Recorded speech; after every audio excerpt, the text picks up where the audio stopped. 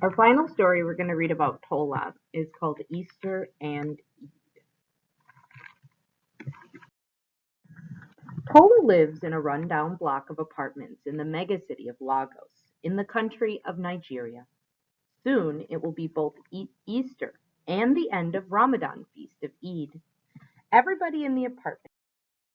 Easter and Eid do not often happen at the same time, and celebrations are all anybody is talking about.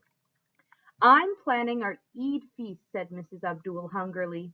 Mrs. Abdul fasts during Ramadan and gives the money she usually spends on food to the homeless. I'm looking forward to shaking my palm leaves in the procession on Palm Sunday, says Mrs. Shaky Shaky. Me too, says Tola.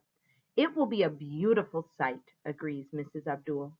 Tola is so looking forward to Easter. The whole family gets new clothes for Easter, and they process through the streets to church, waving their palm leaves and singing. It's always a wonderful day. Tola and Grandmommy are busy planning their outfits. Tola wants ruffles on hers, but Grandmommy shakes her head. Ruffles take a lot of time to make, so they cost more money than Grandmommy has got. Tola sighs. She has never had ruffles, and she has always wanted them. Moji is bent over her schoolwork, and Dapo is complaining, as usual.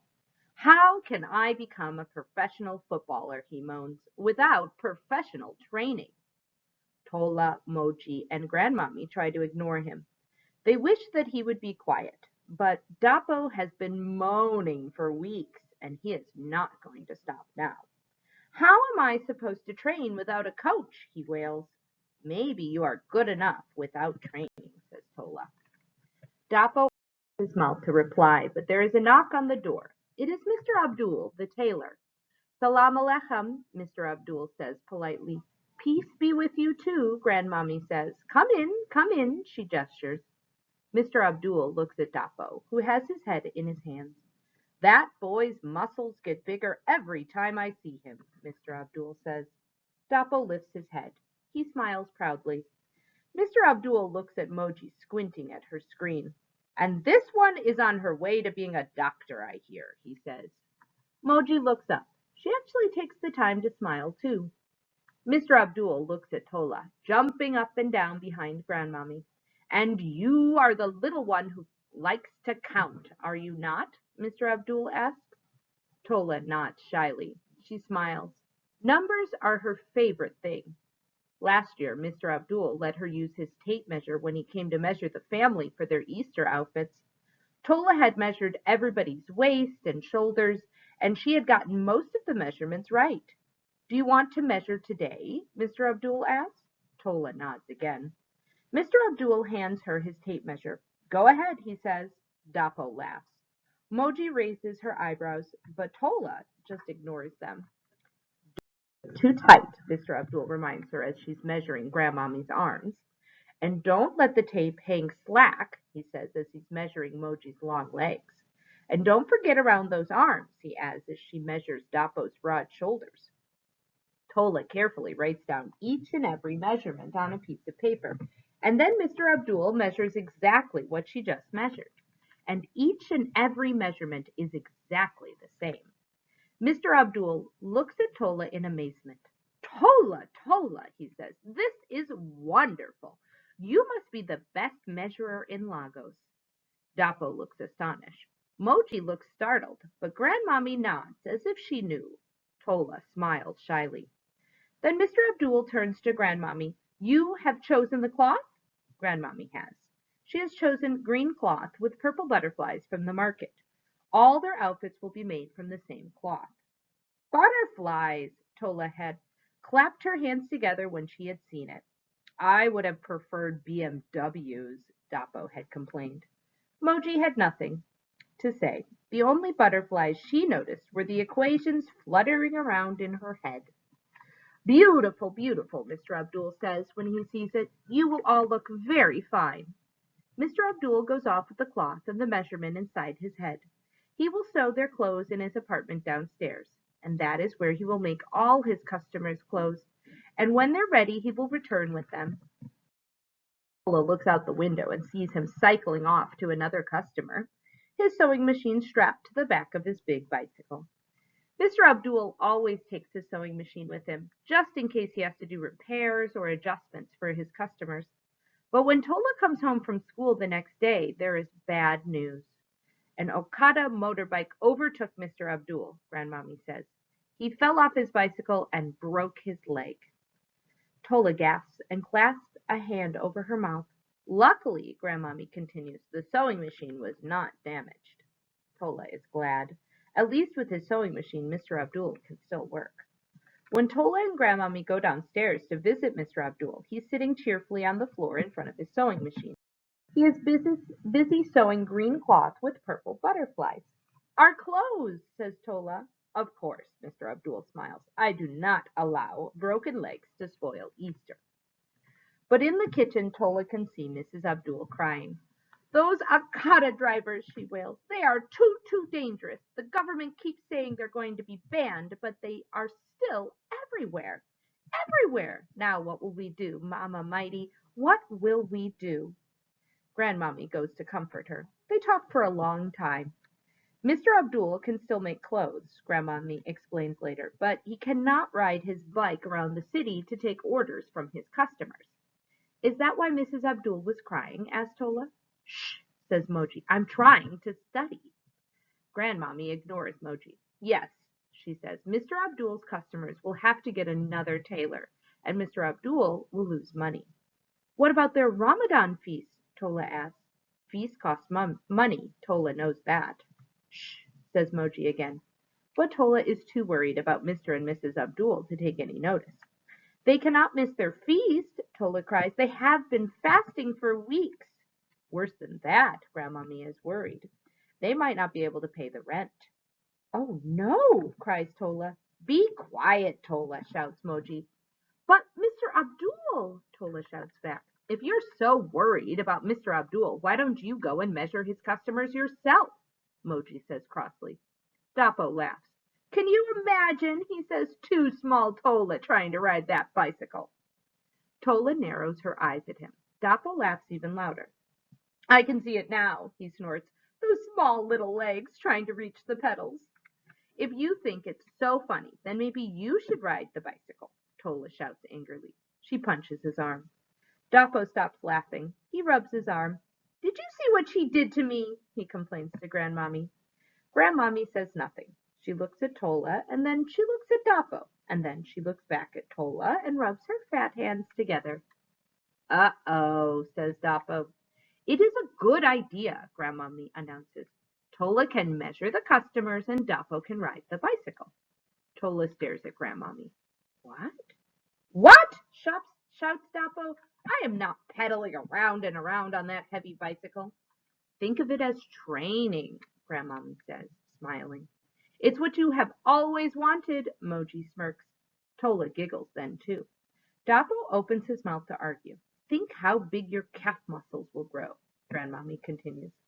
It will be just like going to the gym, Moji joins in, all day long. Oh no, Dapo groans. All the other boys will laugh at me. Tola giggles again. Then she thinks of herself on the back of the bike. And she thinks of all those strangers and all those strangers Grandmommy wants her to measure. Tola stops giggling. But when Grandmommy tells Mr. Abdul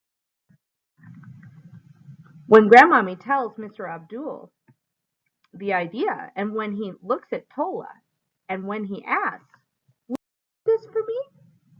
Will you do this for me? Then Tola remembers Mrs. Abdul crying, and she remembers how Mr. Abdul is kind to everybody. So she takes a deep breath, and she nods. I am a lucky man, Mr. Abdul proclaims. I have the best measurer in all of Lagos taking my measurements. And Tola manages a tiny smile. Then Mr. Abdul looks at Dapo. And with you in charge of my bike, he says, it will be reaching record speeds. Then Dapo manages a smile too. Mr. Abdul explains to Tola all about his customers. The fussy ones, the kind ones, the grumpy ones, those who would offer them water, and those who would only complain. And then Mr. Abdul explains to Dapo about how to find all the customers. those that live at the top of apartments as tall as giraffes, and those who live at the bottom of alleyways that smell like hyenas, and those who live in mansions the size of a whole herd of elephants. Then Tola takes the measuring tape and a small bit of paper and an even smaller bit of pencil from Mr. Abdul, and Dapo and Tola get onto Mr. Abdul's big bicycle, and off they go. Grandmommy waves goodbye. Do a good job, she shouts to Tola. Look after your sister, she shouts to Dapo. Dapo pedals the bicycle along the bumpy road. There are potholes full of water and mud and stones. There are cars bumper to bumper honking their horns, and Tola holds tight. Dapo stops at a small, clean block of apartments. Outside there is grass and big trees and giving shade and flowers in pots. Tola stares. It looks nothing like the crumbling block of apartments with its stained walls and the rough potholed bare earth around it where she lives. A lady waves to them from a balcony. Enter, enter, she says. Mr. Abdul called to say you were coming. The lady offers them soft drinks, and then she and her 5 children all line up. Tola measures the lady and writes down her measurements. She measures the 5 children and writes down each and every one of theirs. Mr. Abdul would not have had to write anything down.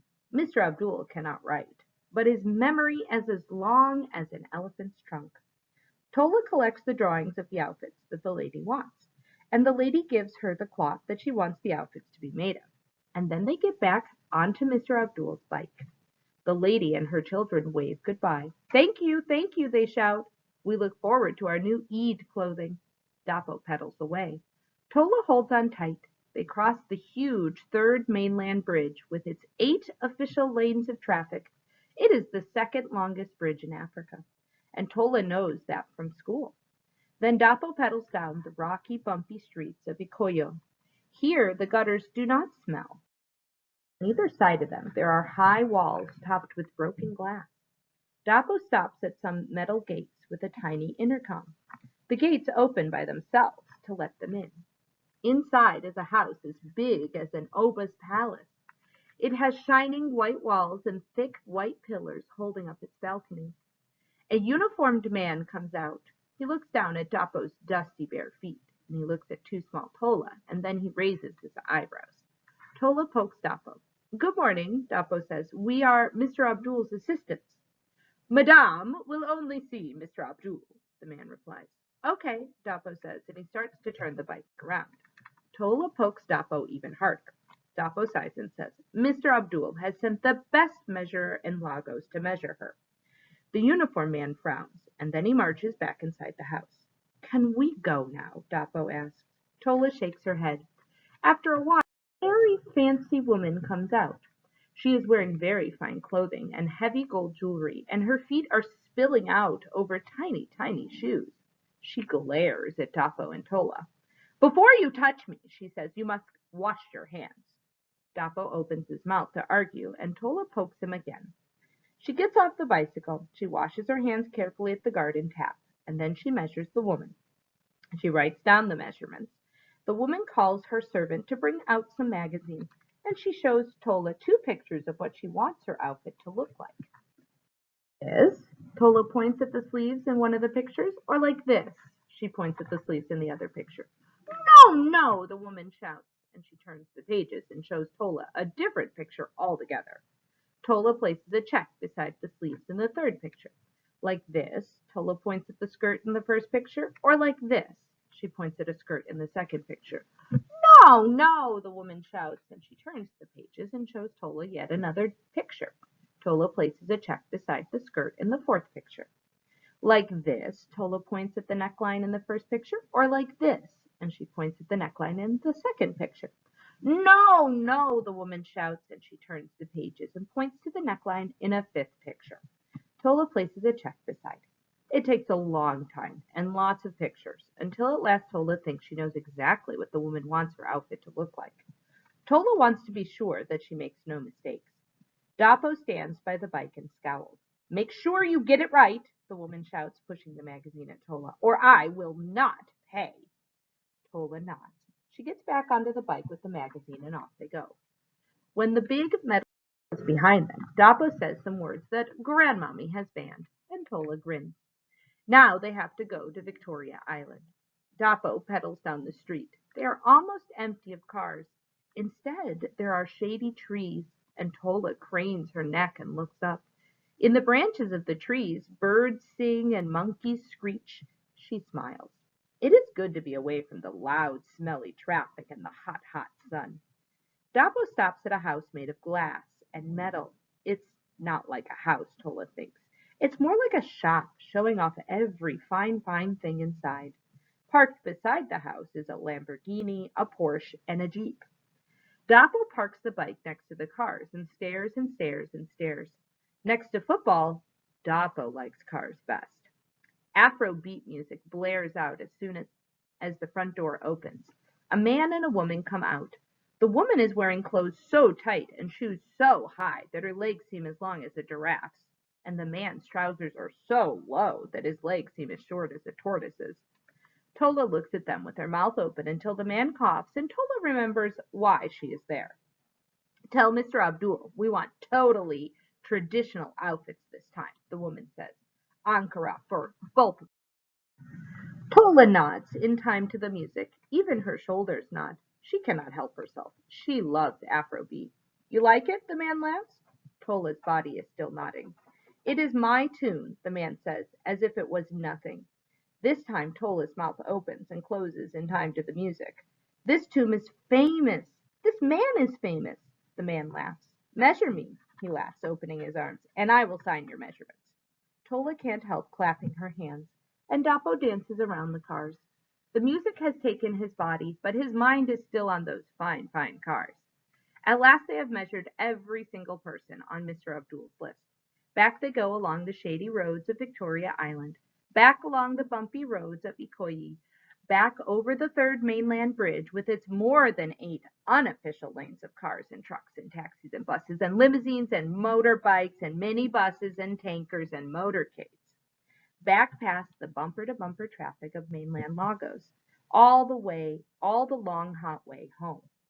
When they get there, Tola runs into Mr. Abdul's room and parlor with all the cloth and all the measurements. Mr. Abdul claps his hands happily to see them. Tola shows him the measurements and he smiles. She shows him the magazine pictures and tells him what each customer wants, and he nods. He hands him the cloth, and then Mr. Abdul gets out his scissors. Are you sure, Habibi? Mrs. Abdul asks, worried. Are you sure the measurements are right? Tola looks worried then too, but Mr. Abdul nods. I am as sure can be, he says. Tola's measurements are as good as my measurements. Tola crosses all her fingers and all her toes.